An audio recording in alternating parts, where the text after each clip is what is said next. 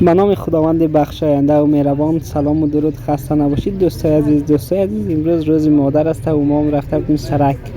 یک چند تا ویدیو از توفه ها، کیک ها و گل ها و گلاس ها گرفتیم که به امید خوش کلتان بیاید و روز مادر را به تمام مادرای به خصوصا مادرایی که در افغانستان است تبریک میگوییم که یک روز عالی را داشته باشه و سال خوبی برشان باشه.